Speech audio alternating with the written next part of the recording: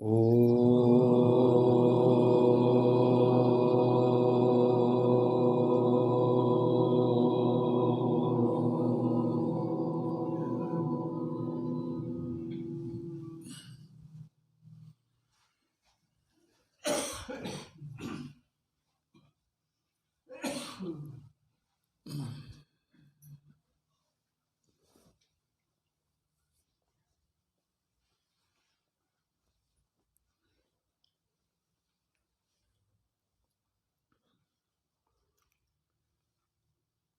उपस्थित सज्जनों, माताओं और बहनों,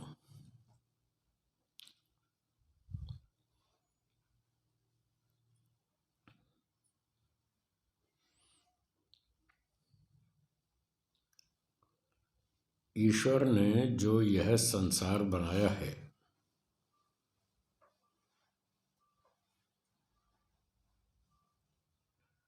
बहुत से लोग पूछते हैं कि ईश्वर ने यह संसार क्यों बनाया, क्या आवश्यकता थी बनाने की।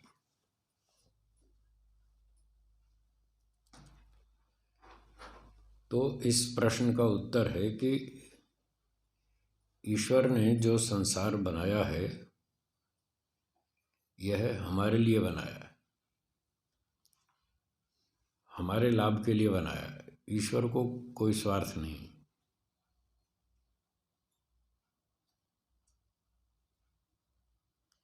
ईश्वर को कुछ भी नहीं चाहिए। वह तो अपने आनंद में सदा प्रसन्न मस्त रहता है।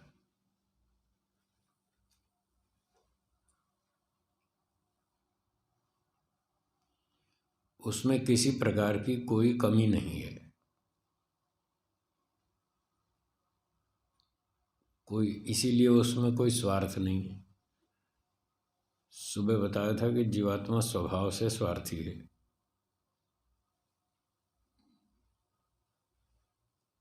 तो जीवात्मा तो स्वार्थी है क्योंकि उसमें बहुत सारी कमियां हैं।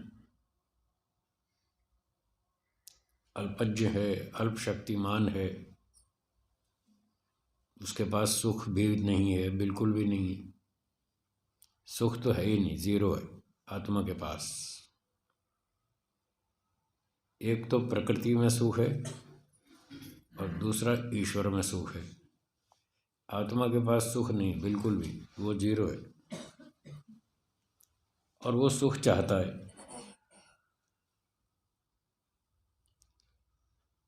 तो आत्मा के सुख के लिए ईश्वर ने यह संसार बनाया।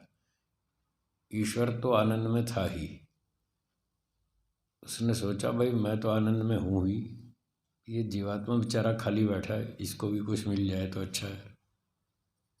तो उसके आनंद के लिए, सुख के लिए ईश्वर ने ये संसार बनाया।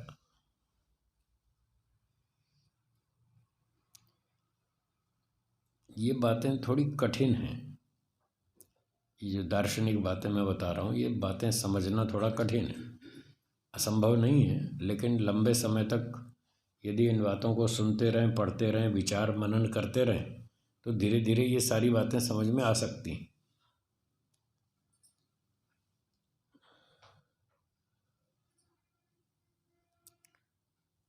अब ये सृष्टि चक्र तो वैसे अनादिकाल से चल रहा है, पर ऐसा अनादिकाल से चल रहा है बोलने से बात उतनी स्पष्ट नहीं होती, क्लियरली समझ में नहीं आती। तो हम समझाने के लिए थोड़ा आलंकारिक भाषा में बोल देते हैं।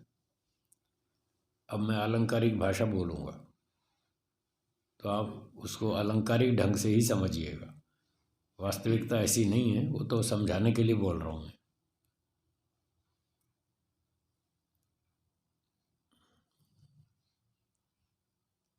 आत्मा के पास अपना कोई सुख था नहीं। प्रकृति में सुख है और ईश्वर में भी है, दोनों में है। तो ईश्वर ने देखा भाई ये जीवात्मा खाली बैठा हुआ है, इसको भी कुछ सुख मिलना चाहिए, चलो सृष्टि बनाते हैं। और कुछ चीज़ें बनाएंगे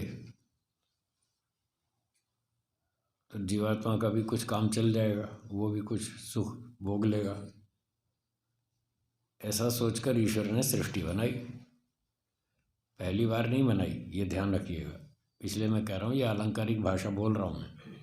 ऐसा वास्तव में नहीं समझना कि ईश्वर ने पहली बार बनाई, वो तो सदा से बना रहा है, पर हम इस बात को जल्दी से नहीं समझ पाते। सदा से बना रहा है, इसलिए मैं ऐसी भाषा बोल रहा हूँ, तो आपको इससे बात समझ में आ जाएगी।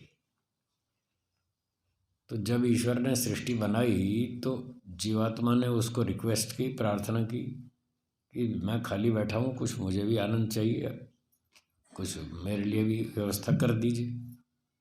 तो ईश्वर ने कहा ठीक है। इस प्रकृति में सुख तो है, पर केवल सुख नहीं है। इस प्रकृति में 3 तरह के परमाणु हैं, पार्टिकल्स, सत्वगुण, रजोगुण, तमोगुण। और तीनों का गुण स्वभाव अलग अलग है, तीनों गुणों का स्वभाव अलग अलग है। सत्वगुण तो सुख देता है, रजोगुण दुख देता है, तमोगुण मूर्ख बनाता है, पागल बनाता है। तो अब जब मैं सृष्टि बनाऊंगा तो अकेले सत्वगुण से तो बनेगी नहीं, इसलिए ऐसी सृष्टि नहीं बनेगी जिसमें 100% सुख हो, ऐसी नहीं बनेगी। एक अकेले सत्वगुण से सृष्टि नहीं बनती, कोई भी वस्तु नहीं बनती। अकेले रजोगुण से भी नहीं बनती और अकेले तमोगुण से भी नहीं बनती, तीनों को मिक्स करना पड़ेगा। जैसे आप केवल पानी से हलवा नहीं बना सकते, बना सकते हैं माता जी? अकेला पानी हो और कुछ ना हो, सूजी चीनी घी कुछ ना हो, तो केवल पानी से तो हलवा नहीं बनेगा। हलवा बनाना है तो 2-3-4 चीज़ें चाहिए, तब हलवा बनेगा। सूजी भी चाहिए, पानी भी चाहिए, घी भी चाहिए। हाँ, और भी साधन चाहिए, तब जाके अच्छा ठीक से हलवा बनेगा। तो ईश्वर ने कहा मैं जो सृष्टि बनाऊंगा अकेले सत्व से नहीं बनेगी, तीनों को मिक्स करना पड़ेगा, रजोगुण, तमोगुण और सत्वगुण। और जब 3 चीज़ों से बनेगी सृष्टि तो उसमें कोई वस्तु सुख देगी, कोई दुख देगी, कोई नशा पैदा करेगी, जैसे भांग, तंबाकू, शराब आदि। ये तमोगुण पदार्थ है, इसमें तमोगुण की मात्रा अधिक है, रजोगुण सत्वगुण की कम है। मिर्ची, मसाले, अचार, चटनी और खट्टी चीज़ें, ऐसे बहुत तीखी चीज़ें, इसमें रजोगुण की मात्रा अधिक है, वो अपना प्रभाव दिखाएगी। थोड़ा थोड़ा सत्व और तम भी है, ज़्यादा रजोगुण। तो जिस वस्तु में जो गुण अधिक होता है वो अपना प्रभाव दिखाएगा। और कुछ सत्व प्रधान पदार्थ भी होंगे, घी, दूध, मक्खन, मलाई, दाल, रोटी, सब्जी, हलवा, खीर, पूरी, मलाई, ये सब सत्व प्रधान चीज़ें, ये सुख देने वाली। तो जब सृष्टि बनाई तो जीवात्मा से पहले बता दिया, देखो मैं सृष्टि बना तो दूंगा, तुम कह रहे हो बनाओ, मुझे सुख लेना है, खीर, पूरी, हलवा, मिठाई से तरबूज, केला, संतरा, अंगूर, अनार, सब का मज़ा लेना है। तो ईश्वर ने कहा मैं बना तो दूंगा, पर ये केवल सुख नहीं देगी, दुख भी देगी। ये प्रकृति सृष्टि दुख भी देगी और थोड़ा नशा भी, पागलपन भी करेगी। अब बोलो तुम, कुछ सुख भी मिलेगा और फिर कभी कभी दुख भी आएंगे, बीमारी भी लगेगी, कभी हो सकता है कैंसर भी हो जाए। अब उस जीवात्मा को आइडिया नहीं था कि कैंसर क्या होता है तो उसने कहा जो होगा देखी जाएगी, तुम बनाओ तो सही। तो ऐसे ऐसे ईश्वर ने कहा ठीक है बना देता हूँ, बाद में चिल्लाना नहीं, मुझे शिकायत मत करना ये क्या बना दिया, इससे बनेगा तो ऐसा ही गड़बड़ घोटाला बनेगा, थोड़ा अच्छा भी होगा थोड़ा ख़राब भी होगा। जीवात्मा ने कहा ठीक है बनाओ बनाओ। फिर भगवान ने बना दी, सेब, केले, संतरे, अंगूर, अमरूद, पता नहीं क्या क्या चीज़ें बना दी। फल बहुत से बना दिए, सब्जियां बना दी, अनाज बना दिए, गेहूँ चना ज्वार बाजरी सब चीज़ बना दी, और कर ले भाई अब कर ले मज़ा इसका, ले ले इसमें सुख। अब जीवात्मा ने जब ये खाना पीना शुरू किया, और फिर था तो बेचारा अनाड़ी सही, संयम तो था नहीं उस पर, उसने असंयम से काम लिया और उल्टा सीधा खाया, उल्टा सीधा डांस किया, उल्टे सीधे शराबें पी, उल्टे सीधे काम किए, फिर हो गया रोगी। रोगी हो गया तो परेशान हो गया, अब दुखी हो गया, अब कहने लगा हे भगवान मुझे इस दुख से निकालो, कहाँ फंस गया मैं। तो जब ऐसी स्थिति आती है तब लोग ये सवाल उठाते हैं कि भगवान ने ऐसी दुनिया क्यों बनाई जो दुख देती है।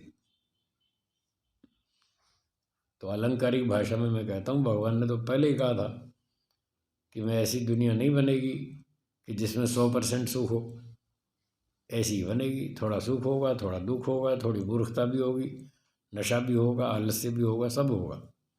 तुमने कहा था बनाओ, मैंने बना दी, अब मुझे क्यों शिकायत कर रहे हो ये क्या बना दिया। मैंने तो पहले ही कहा था कि ऐसी बनेगी, 100% वाली नहीं बनेगी। तो जीवात्मा ने कहा नहीं नहीं मुझे तो 100% सुख चाहिए। तो ईश्वर ने कहा वो चाहिए तो फिर संसार छोड़ो, मेरे पास आओ, मेरे पास 100% सुख है, मैं 100% दे सकता हूँ।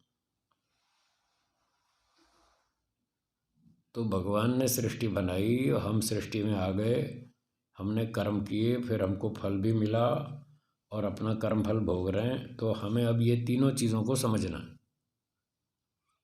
क्योंकि हम भी उसी चक्कर में फंसे हुए हैं, कहीं सुख कहीं दुख, कहीं कुछ कहीं कुछ। दुख तो हम भी नहीं चाहते पर आ ही जाता है जीवन में। दुख चाहते नहीं है, आ जाता है।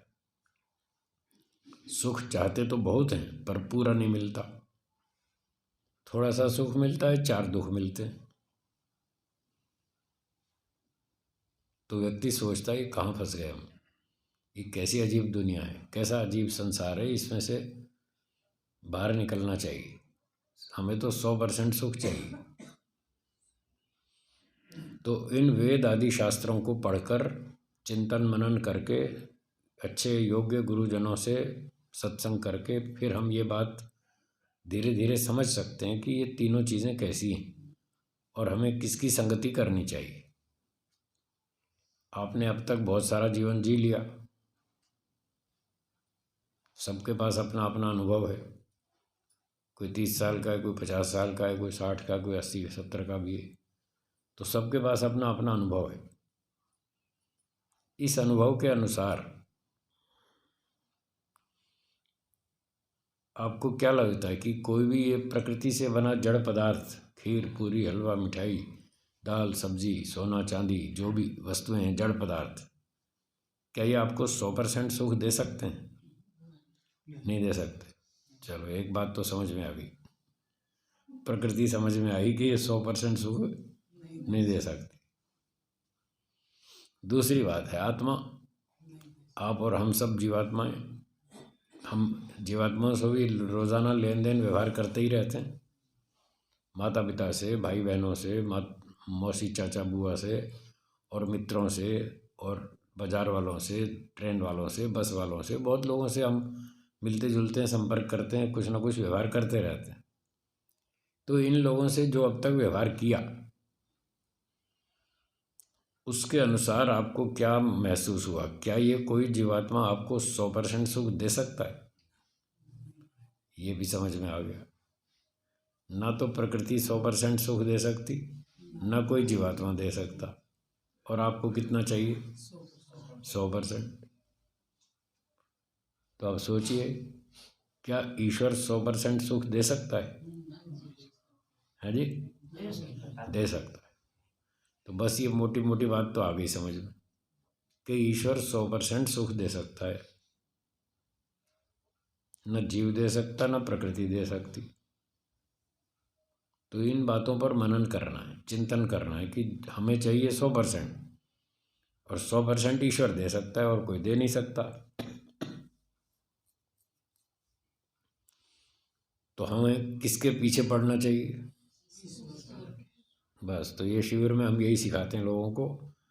ये दुनिया तो बहुत दिन हो गए देख ली, खा ली पी लिया, बहुत जन्म हो गए, रिजल्ट तो कुछ नहीं है, वहीं के वहीं खड़े।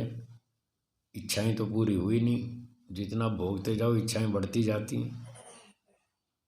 जितना इच्छाओं को पूरा करते जाएंगे उतना उतना इच्छाएं बढ़ती जाती, खत्म होने का नाम ही नहीं लेती। और 100% सुख हमको चाहिए, वो ईश्वर दे सकता है।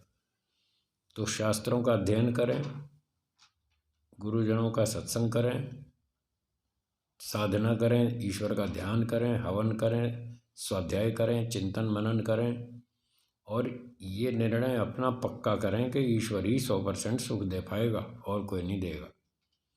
इसको बार बार दोहराएं, तो इससे क्या होगा, धीरे धीरे आपको ईश्वर में रुचि बढ़ेगी और संसार से धीरे धीरे कम हो जाएगी। अगर 100% सुख चाहिए ईश्वर के पास मिलेगा तो उसके लिए दोनों काम करने पड़ेंगे, संसार से रुचि को कम करना और ईश्वर में रुचि को बढ़ाना। ये दोनों काम करने पड़ेंगे। दिन भर के जितने काम होते हैं आपके करिए, नौकरी व्यापार पढ़ाई लिखाई जो भी करना वो करते रहिए। उसमें से 2-1 घंटा 3 घंटा जितना टाइम मिले बचा करके 24 में से 2-3 घंटा समय निकाल के ये 2 काम भी करना है। इस पर भी चिंतन मनन करना है कि संसार में सुख कम और दुख अधिक है, ईश्वर के पास तो सुख ही सुख है, 100% सुख है। तो इस बात को भी बार बार चिंतन मनन में लाएं। 1 घंटा 2 घंटा जितना समय निकले, थोड़ा स्वाध्याय भी करें, ध्यान भी करें, हवन भी करें, 2-3 घंटा इस काम में लगाएं। तो धीरे धीरे प्रगति होगी, धीरे धीरे ये संसार की मोह माया कम हो जाएगी और ईश्वर में रुचि बढ़ने लगेगी। तो फिर हम उधर और अच्छे अच्छे काम करते जाएंगे, उतनी हमको शांति मिलेगी। ये है हमारा प्रयोजन। इस प्रयोजन की पूर्ति के लिए ईश्वर ने संसार बनाया कि व्यक्ति अपने पिछले जन्मों के कर्मों का फल भोग ले। ये सृष्टि अनादिकाल से चल रही है, पहली बार कभी नहीं बनी। जब भी ईश्वर बनाता है पिछले कर्मों के आधार पर बनाता है और उसी कर्म के हिसाब से सबको फल देता है। जो भी जिसका कर्म बचा है खाते में, अकाउंट में, उसी हिसाब से वो फल देता है। तो पिछले कर्मों का फल देना था एक प्रयोजन, इसलिए सृष्टि बनाई। और आगे व्यक्ति अच्छे अच्छे काम करे, 100% अच्छे काम करे तो उसे आगे मोक्ष मिल जाएगा, जन्म मरण के चक्कर से छूट जाएगा और फिर उसको मोक्ष में ईश्वर का 100% बढ़िया आनंद मिलेगा। तो हमें ये 2 काम करने, इन्हीं 2 कारणों से ईश्वर ने संसार बनाया। आप भी दोहरा लीजिए, याद हो जाएगा। पिछले कर्मों का फल भोगने के लिए और आगे मोक्ष प्राप्त करने के लिए ईश्वर ने संसार बनाया। ठीक है, ये हो गया उत्तर। तो अब आपको भी स्पष्ट हो गया कि ईश्वर ने संसार क्यों बनाया। आपके मन में जब भी शंका उठे तो ये उत्तर दोहरा लें कि इन 2 कारणों से बनाया। और कोई आक्षेप करे, कोई शंका करे, उसको भी उत्तर दें, भाई ये 2 कारण थे इसलिए बनाया। अपने स्वार्थ के लिए ईश्वर ने संसार को नहीं बनाया, हमारे लाभ के लिए बनाया।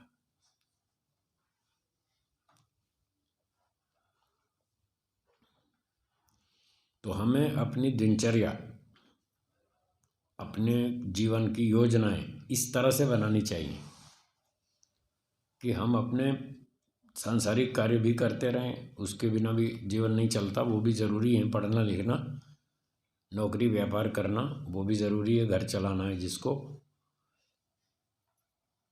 तो वो अपना सांसारिक काम भी करते रहें और 2-3 घंटा समय निकाल कर ये काम भी करें। तो जिसको गृहस्थ में जाने की इच्छा है वो गृहस्थ में जाए और जिसको इच्छा ना हो वो ना जाए। जो जा चुका तो ठीक है, फिर उस रास्ते से आगे चलता रहे। मोक्ष तक पहुंचने के लिए ईश्वर ने हमको जो व्यवस्था बताई है कि मोक्ष कैसे होगा, उसमें दो व्यवस्था बताई। एक का नाम है वर्ण व्यवस्था। कौन सी बोलिए? वर्ण व्यवस्था। और दूसरी आश्रम व्यवस्था। ये दो व्यवस्थाओं में से हमको गुजरना है। वर्णों में तो 4 वर्ण हैं। बोलिए, ब्राह्मण, क्षत्रिय, वैश्य, शूद्र। ठीक है, ये 4 वर्ण हो गए। वर्ण का अर्थ है व्यवसाय, ऑक्यूपेशन, काम धंधा। जो व्यक्ति जीवन चलाने के लिए कुछ ना कुछ काम धंधा करेगा तभी तो उसको पैसे मिलेंगे। खाएगा पिएगा, अपना जीवन चलाएगा, खर्चा पर्चा तो चाहिए। तो खर्चा पैसा कमाने के लिए जो उसका व्यवसाय है उसको बोलते हैं वर्ण। और वो व्यवसाय तो अपनी योग्यता के अनुसार ही कर पाएगा। जैसी उसमें कला हो, विद्या हो, जो उसने पढ़ी हो, विद्या पढ़ी हो, उसी क्षेत्र में वो काम कर सकता है। एक डॉक्टर है, उसने चिकित्सा विद्या पढ़ी है तो वो चिकित्सा करेगा, समाज का काम करेगा, उसको पैसे मिल जाएंगे, अपना खाना पीना खर्चा चल जाएगा। तो उसका व्यवसाय है चिकित्सा का। वो उस गुण कर्म योग्यता के हिसाब से वो उस वर्ण में गिना जाएगा।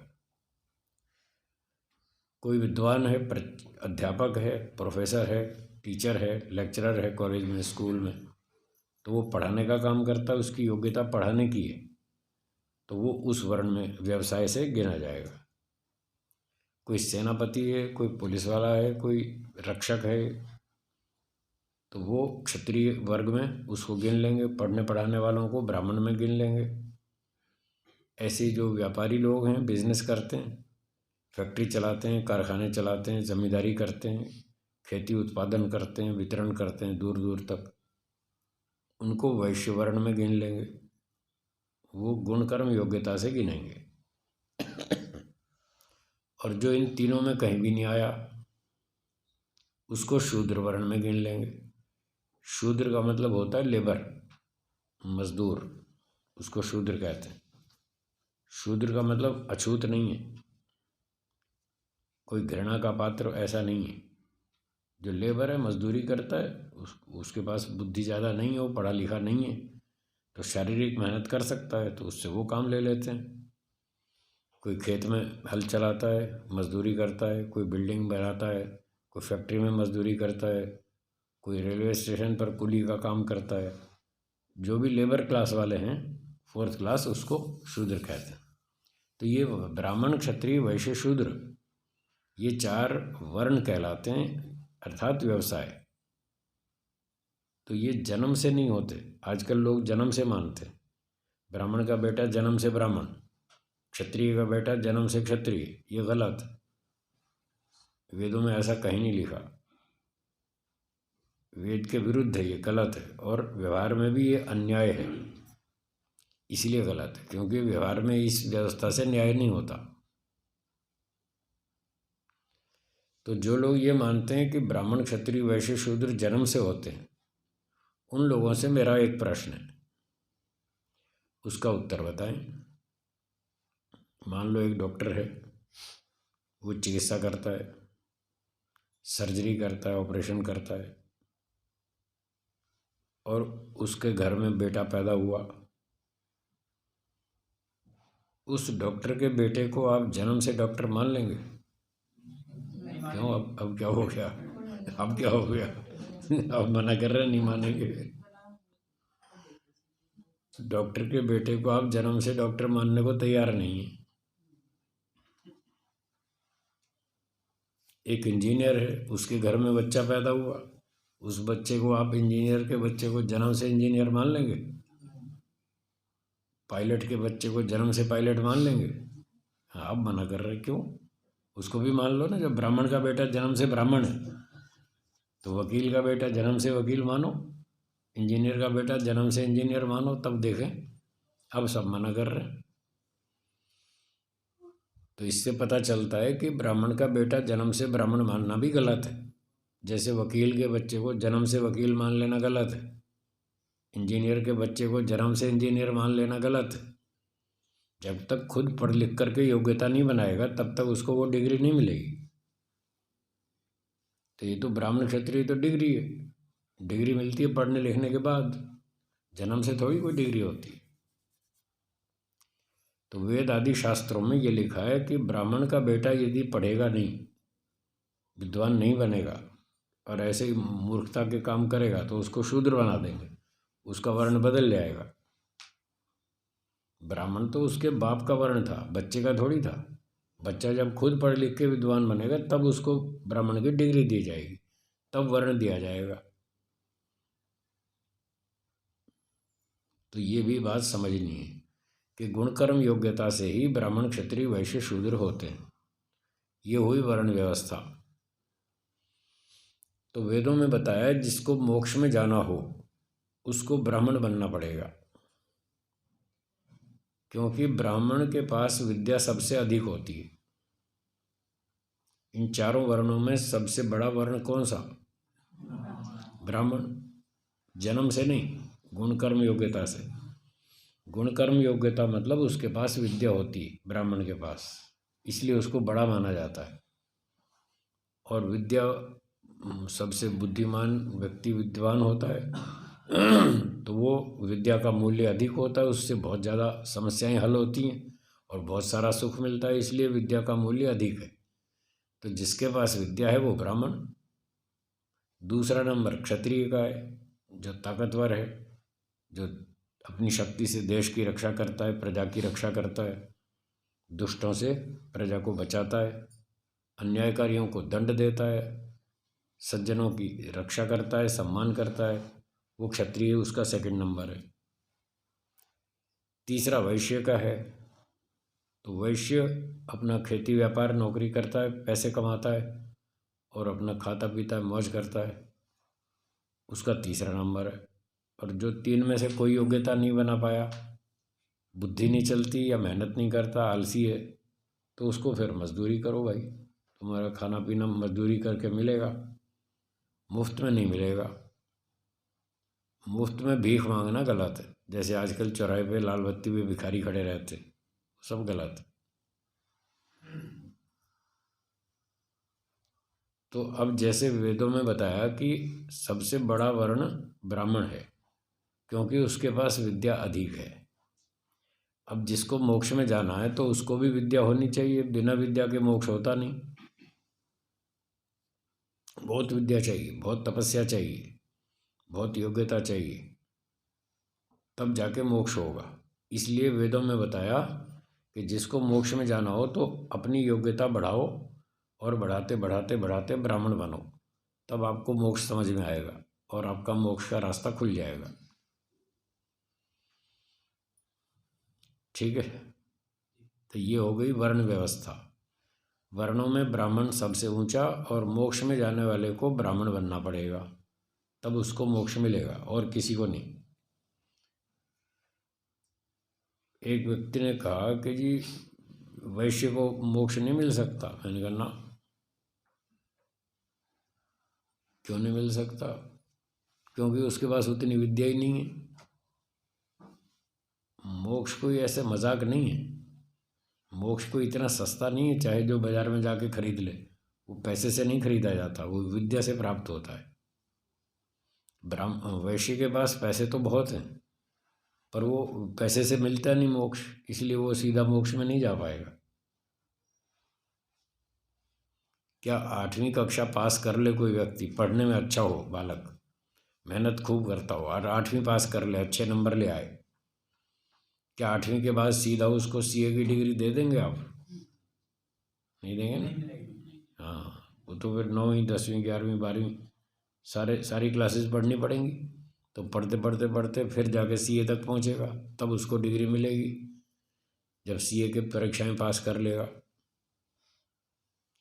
तो जैसे 8वीं पास को सीधी डिग्री नहीं मिलती सीए की, ऐसे ही वैश्य को सीधा मोक्ष की डिग्री नहीं मिलेगी, उसको भी आगे योग्यता बढ़ानी पड़ेगी। वैश्य से ब्राह्मण क्षत्रिय बनना होगा, क्षत्रिय से ब्राह्मण बनना होगा, उसके बाद फिर मोक्ष होगा।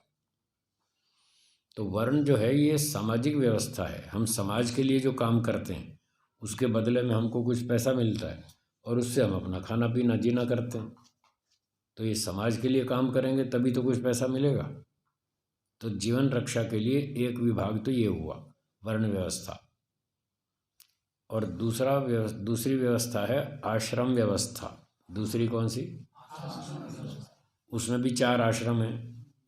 वर्ण व्यवस्था सामाजिक जीवन है, आश्रम व्यवस्था व्यक्तिगत जीवन है। तो हम 2 तरह से अपना जीवन जीते हैं। व्यक्तिगत जीवन को, पर्सनल लाइफ को भी 4 भाग में जीते हैं हम। पहला भाग ब्रह्मचर्य आश्रम, बोलिए। दूसरा गृहस्थ आश्रम, तीसरा वानप्रस्थ आश्रम, चौथा संन्यास आश्रम।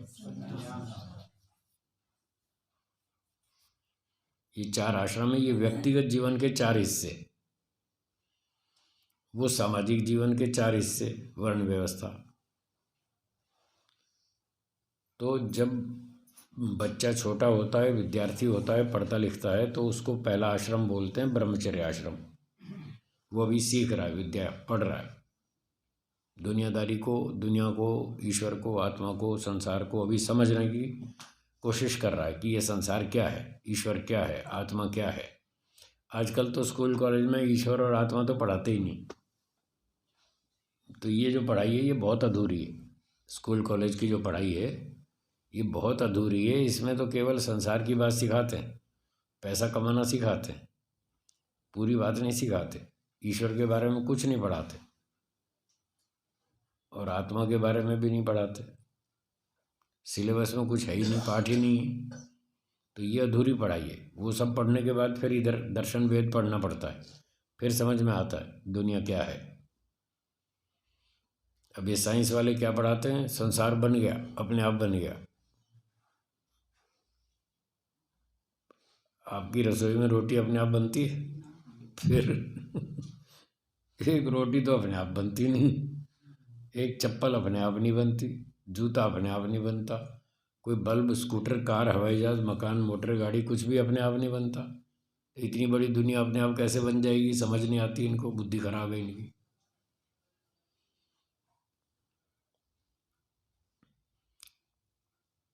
तो ईश्वर एक चेतन वस्तु है, वो सारी सृष्टि से बड़ा है, बहुत व्यापक है, सर्वशक्तिमान है, उसमें सारी शक्तियां हैं, सर्वज्ञ है, सारी विद्याएं हैं, वो सब बनाना जानता है, बनाता भी है। संसार की चीज़ें सारी बनाता है वो। बड़े बड़े पर्वत, नदियां, समुद्र, पशु पक्षियों के शरीर, मनुष्यों के शरीर, जड़ी बूटियाँ, वनस्पतियाँ, औषधियाँ, पता नहीं क्या क्या, दुनिया भर की सब चीज़ बनाता है। उसमें इतनी ज्ञान विज्ञान है, नॉलेज है और शक्ति है इतनी, वो सारे बड़े बड़े सूर्य और आकाशगंगाएं सब बनाता है। अब ये सब पढ़ाना चाहिए था स्कूल में, कॉलेज में विद्यार्थियों को। ईश्वर ने सृष्टि बनाई, वो यहाँ का राजा है, मालिक है दुनिया का। वो इसको चलाता भी है, बनाता भी है, चलाता भी है, नष्ट भी करता है। और हम उसकी प्रजा हैं, सब जीवात्माएं। वो हमारे कर्मों को हिसाब रखता है, कर्मों का, और ठीक समय आने पर कर्मों का फल देता है। ईश्वर के दंड से कोई बच नहीं सकता। ये पाठ पढ़ाना चाहिए था, पढ़ा ही नहीं रहे, इसलिए लोग नास्तिक हो रहे हैं। तो इसलिए मैं कह रहा हूँ कि ये स्कूल की पढ़ाई अधूरी है। भले ही पढ़ो, कोई बात नहीं, 4 पैसे कमाने के लिए वो भी सीख लो, पर वो अधूरापन जो पीछे का हिस्सा है ना, आत्मा और परमात्मा, वो फिर स्कूल कॉलेज में नहीं मिला तो कोई बात नहीं, घर में, गुरुकुल में, कहीं आश्रम में, विद्यालय में, संस्था में वो भी सीखना चाहिए। तब तो दुनिया समझ में आएगी, नहीं तो ऐसे ही भटकते रहेंगे। जी माता जी। ऐसा पढ़ाते तो जी नई व्यवस्था है, फिर संसार में इतने पाप नहीं होते। हाँ ठीक बात। अगर ये सिखाते कि ईश्वर न्यायकारी है, दंड देगा, सुअर बनाएगा, डर होता तो लोग ठीक काम करते, घोटाला करते ही नहीं। पर वो नहीं बढ़ा रहे, इसलिए पाप बढ़ रहा है। तो ये भी हमें समझना है, ईश्वर संसार को बनाता है, चलाता है, कर्मों का फल देता है, समय आने पर देता है, ठीक समय पर देता है। समय से पहले नहीं देता कम नहीं देता, अधिक नहीं देता, कोई पक्षपात नहीं है, कोई राग द्वेष नहीं है, किसी को रिश्तेदारी नहीं चलती, वहाँ कोई सिफारिश नहीं चलती, कोई रिश्वत नहीं चलती, वहाँ कुछ नहीं चलता, सीधा सीधा न्याय होता है। कोर्ट में तो मिलता भी है, नहीं भी मिलता, यहाँ तो दोनों तरह का है। आपकी रोहतक की कोर्ट में गया एक बार में, कोई सज्जन मुझे ले गए, बहुत साल पहले की बात। तो वकील साहब थे वहाँ 60-65 वकील, और मैं अकेला था, और हमारी बहस चल पड़ी। तो हरियाणा की भाषा तो आप जानते ही कड़क होती है। फिर ऊपर से वकील, वो ज़्यादा ही अभिमानी होते हैं कि हम तो बहुत विद्वान हैं, हमसे कौन टक्कर ले सकता है। अब उन बेचारों को पता नहीं था कि मैं भी वकीलों का बॉस हूँ। मैंने भी वकालत पढ़ रखी है। तो बस भिड़ गए फिर। तो मैंने बहस में पूछा, आपके यहाँ कोर्ट में न्याय मिलता है? बोले नहीं मिलता।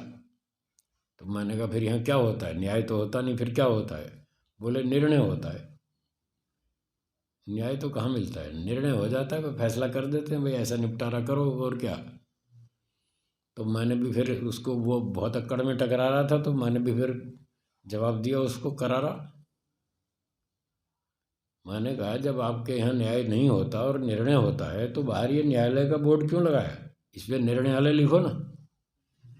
फिर उसकी बोलती बंद हो गई, फिर चुप करके बैठ गया।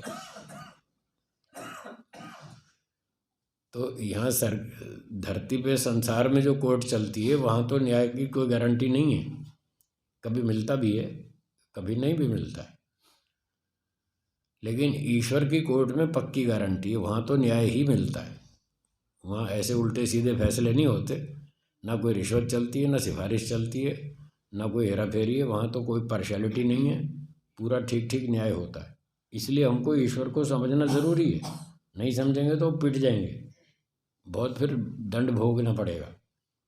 अब जो दुनिया को नास्तिक बना रहे हैं साइंस वाले, आगे चल के इनको भी दंड मिलेगा, और जो लोग नास्तिक हो रहे हैं वो भी, सबको दंड मिलेगा। वो दंड नहीं समझ में आ रहा इनको। क्या दंड मिलेगा? जो लोग ईश्वर का संविधान नहीं समझते, उसकी दंड व्यवस्था को नहीं समझते, तो फिर भगवान तो छोड़ेगा नहीं। वहाँ वो बहाना नहीं चलेगा, साहब हमें तो कानून का पता ही नहीं था। ये बहाना नहीं चलता। Ignorance of law is no excuse. ये कोई बहाना नहीं चलता, हमें कानून पता नहीं था। आप भारत के नागरिक हैं, आपकी जिम्मेदारी है कानून पढ़ना, समझना। हमने सब भाषाओं में संविधान बता रखा है। और आपको समझ में नहीं आता तो वकील साहब की सहायता लो, उनसे पूछो भाई क्या कानून है, हमारे लिए समझाओ। तो पालन करना है आपकी जिम्मेदारी। तो ईश्वर भी कहेगा मैंने 4 वेद में सब कानून बता रखा है, आप वेद पढ़ते नहीं, तो आपकी जिम्मेदारी है। आपका ये बहाना नहीं सुनूंगा मैं कि हमें पता नहीं था।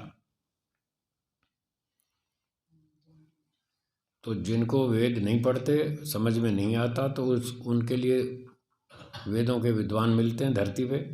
उनसे पूछो जाके कि बताओ जी हमें, हमारे लिए क्या कानून है, हमें क्या करना चाहिए। वो सब बताएंगे, कानून समझाएंगे।